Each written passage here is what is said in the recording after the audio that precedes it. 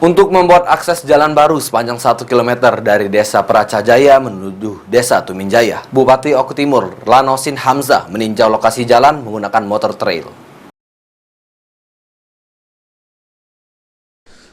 Menggunakan motor trail, Bupati Oku Timur Lanosin Hamzah didampingi Kepala Dinas PUTR dan Kepala BPKAD masuk ke hutan meninjau lokasi yang rencananya akan dibuat akses jalan dari Desa Pracajaya menuju Desa Tuminjaya. Akses jalan yang akan dibangun ini menuju Sungai Kompring dan terdapat pulau pasir sehingga memiliki potensi jadi objek wisata. Menurut rencana pembangunan akan dilakukan dalam waktu dekat dengan panjang diperkirakan mencapai 1 km. Hari ini saya dan para kepala OPD yang membidangi sengaja tadi bersilaturahmi ke Desa Pracajaya. Kebetulan mereka kemarin malam datang ke rumah dan minta didatangi.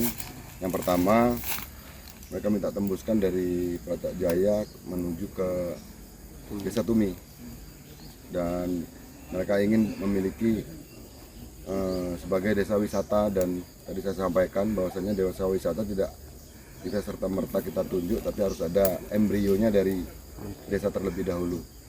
Tadi ada di Pulau Pasir, dan kemungkinan jalan itu panjangnya sekitar 1 km ya, bisa tembus ke daerah Tumi. Oke. Kapan kira-kira Pak mulai di? Kalau untuk pembangunan jalan mungkin bisa dilakukan di hari Senin depan ini, bisa dilaksanakan insya Allah ya. Mungkin mundur-mundur 2-3 hari lah dari hari Senin itu.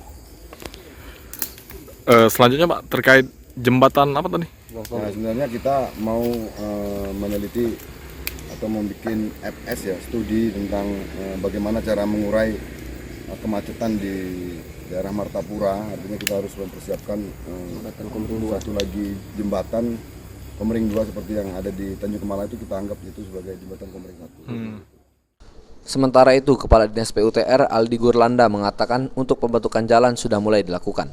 Satu Desa Pracajaya sendiri mempunyai potensi wisata pulau pasir dan koral yang bisa disamakan seperti di Bali. Aji, PAL TV.